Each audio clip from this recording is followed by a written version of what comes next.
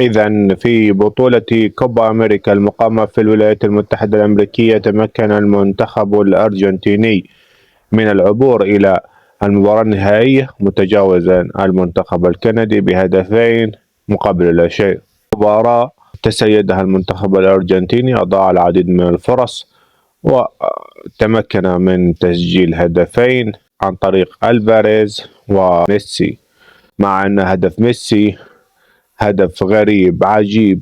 البعض قال بأن ميسي خطف الهدف من إنزو فرنانديز الذي استلم الكرة وسدد باتجاه المرمى، لكن ميسي نفخ على الكرة ودخلت هدفا، وانفجرت مواقع التواصل الاجتماعي فرحا وتهليلا لميسي لأنه سجل هدف وحمل منتخب بلاده إلى النهائي.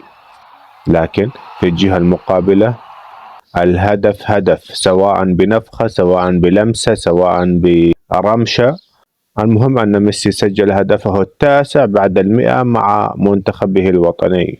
المهم أن ميسي وصل إلى نهائي كوبا أمريكا عكس تماما كريستيانو رونالدو وكيليان امبابي اللذين خرجا من الأدوار الإقصائية في يورو ألمانيا 2024.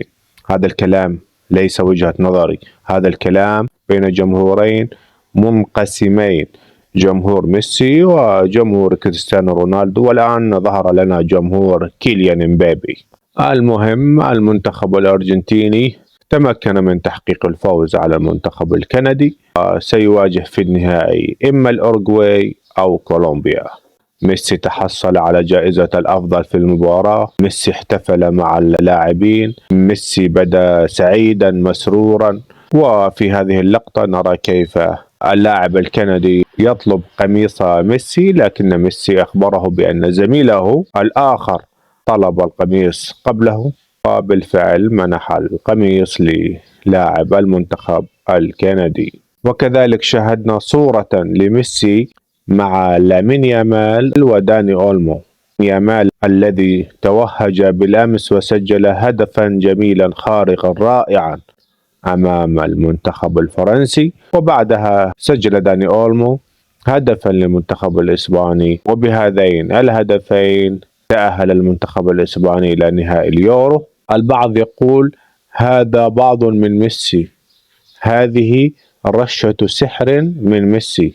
ما حدث بالأمس من هدفي لداني أولمو ولامين يامال هذا بعض من ميسي، هذه لمسة سحرية من ميسي انتقلت إلى أقدام يامال وداني أولمو.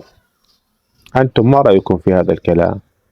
المنتخب الإسباني كما ذكرت أنا بالتحديد في فيديو سابق، المنتخب الإسباني بالاعتماد على الأجنحة المتميزة ويليامز يامال، إضافة إلى مفتاح اللعب وكلمة السر داني أولمو.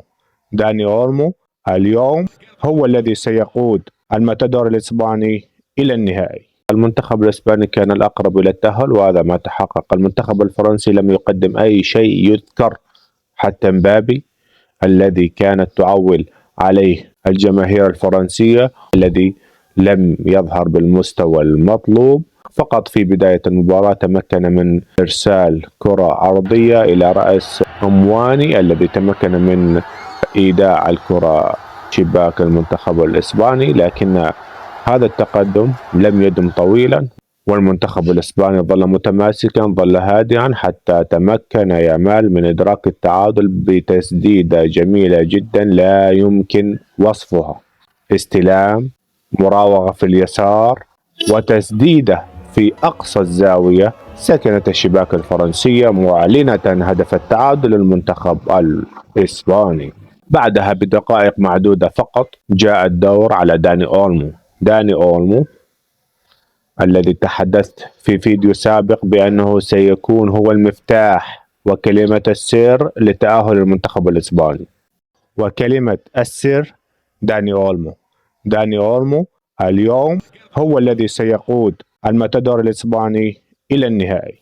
داني أولمو كان على الموعد ولم يخيب ظني أولا ولم يخيب ظن الكثيرين. أنا أتحدث هنا عن الرياضي المحنك الفاهم كرويا يعرف اللاعب من لمسه، يعرف اللاعب من تحرك بسيط. داني أولمو لاعب مميز، ليس باللاعب العادي، لاعب يمتلك مهارات، يمتلك فكرا كرويا عاليا، يراوغ بسلاسة. وشاهدنا هدفه، اللقطة قبل الهدف عندما استلم الكرة واتجه متجاوزا المدافع الفرنسي، أرسل كرة نحو الشباك الفرنسية. داني أولمو لا زلت أصر على أنه لاعب لم يحظى بالقدر الكافي من التسليط الإعلامي على إمكانيات ومهارات وميزات هذا اللاعب. سيواصل التألق وسيقود إسبانيا إلى اللقب الرابع. المنتخب الإسباني بانتظار إما إنجلترا أو هولندا في النهائي، والمنتخب الإسباني أمام فرصة كبيرة لفض الشراكة مع المنتخب الألماني ليصبح أكثر منتخب يحقق لقب بطولة أوروبا. المنتخب الإسباني يمتلك لغاية الآن 3 ألقاب مشاركة مع المنتخب الألماني، وفي حال استمر في أدائه الجيد والمقنع أتوقع أن المنتخب الإسباني سيصل إلى اللقب الرابع ويصبح أكثر منتخب يحقق لقب أوروبا. يوما بعد آخر تقتنع جماهير المنتخبات الأخرى بأن المنتخب الإسباني هو الأكثر إقناعا، وهو المنتخب الذي يستحق أن يكون بطلا. النقطة الأخرى والمهمة والصادمة بالنسبة لي، بعض الأشخاص الذين يطلقون على أنفسهم محللين رياضيين، صناع محتوى، مؤثرين، فلاسفة، جهابذة، سميهم ما شئت، يخرج إلينا بفيديوهات وحرق النهائي وأتوقع كذا، وكل التوقعات أو الكلام بعيدا عن التوقعات هذه توقعات يمكن أن تصيب ويمكن أن تخيب. كلامي ليس على التوقعات، كلامي حتى على الكلام والتحليل. تحليل بعيد كل البعد عن المنطق، تحليل بعيد كل البعد عن معنى التحليل. التحليل الكروي لا يبنى على العاطفة. تشجع فرنسا، أظهرت لي أن فرنسا منتخبا قويا، أن فرنسا قدمت أداء مميزا، وأن مسار فرنسا كان أصعب، ومن يقول أن فرنسا لم تسجل من لعب مفتوح، بل سجلت، وتريد أن تقنع المتابع الشخص المسكين الجالس وراء الشاشة بأن كلامك صحيح وكلام البقية خطأ. المنتخب الفرنسي لم يسجل من لعب مفتوح إلا في مباراة الأمس أمام المنتخب الإسباني من عرضية مبابي ورأسية مواني. فالمنتخب الفرنسي منتخب عقيم، أداء عقيم، لم يقدم أي شيء يذكر خلال المباراة. ونأتي إلى توقعات، ولن أكون دبلوماسيا، الكلام هنا عن محمد عدنان. نأتي إلى توقعاته الأخيرة بعيدا عن سلسلة توقعاته القديمة التي بعيدة كل البعد عن المنطق والعقل. توقعات محمد عدنان بالأمس بأن منتخب فرنسا في النهائي والمنتخب الهولندي سيكون الطرف الثاني أو الطرف الآخر في النهائي. ومع ذلك برأيي فرنسا ستمر من إسبانيا. لا المنتخب الفرنسي كما توقعت أنا، أن المنتخب الإسباني هو الأقرب وهو الأكثر إقناعا وهو الأكثر استقرارا وهو الأكثر استحقاقا للوصول للنهائي، نظرا لما قدمه منذ المباراة الأولى أمام كرواتيا وصولا إلى إخراجه البلد المستضيف ألمانيا، ومن ثم إخراج كيليان إمبابي ورفاقه. في الجهة الأخرى المنتخب الإنجليزي الليلة سيتأهل يا محمد عدنان، وفي المباراة النهائية المنتخب الإسباني نحو اللقب الرابع. في الجهة المقابلة هناك صانع محتوى، ضعوا 10 خطوط تحت كلمة صانع محتوى. صناع المحتوى ليس ليس هذا صانع محتوى. صانع المحتوى يخرج إلينا أولا بشكل لطيف، ثانيا بكلام جميل، ثالثا بمعلومة مفيدة. هذا هو صانع المحتوى. معنى المحتوى أنك تقدم لي محتوى مفيد. بلال حداد لا محتوى ولا مفيد، عبارة عن وإيه وليش وهي دقني وهي شنبي وهذا عيوني. وبلال حداد تحديدا في هذا الفيديو، ستسمعون هذا الفيديو، يتحدث عن حفيظ الدراجي كلام غير صحيح، كلام عار عن الصحة تماما. هيدي دموع تماسيح نزلها رونالدو. حفيظ دراجي المعلق الكبير يلي سنين طويله متعنا بكرة قدم بيجي بيقول لك على رونالدو هيدي دموع تماسيح. حفيظ دراجي انت لما بدك توصل، انت شو هدفك مع رونالدو؟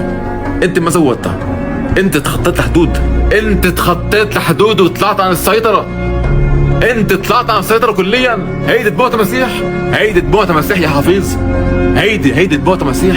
نحن قلنا يتهم حفيظ الدراجي بكلام لم يقله حفيظ الدراجي أبدا بعد اللقطة الشهيرة لكريستيانو رونالدو حين بكى بعد إضاعة ركلة الجزاء. نعم، حفيظ الدراجي كان تعليقه غير موفق في تلك المباراة، لكن أن تأتي أو يأتي شخص ويلفق، يوهم المتابعين في الدرجة الأولى، إيهام المتابعين، إيصال معلومة غير دقيقة، معلومة كاذبة للمتابعين، هذه جريمة، وهذا أمر غير مقبول، خاصة أنك تشوه سمعة إنسان أو رجل لم يقل هذا الكلام. من قال دموع تماسيح، من انتقد كريستيانو رونالدو ودموعه وتضييعه لركلات الجزاء، هو رود خولت في استوديو بين سبورتس، وهذا هو الفيديو. أنا لا أريد أن أرى الدموع بصراحة، هذه دموع تماسيح.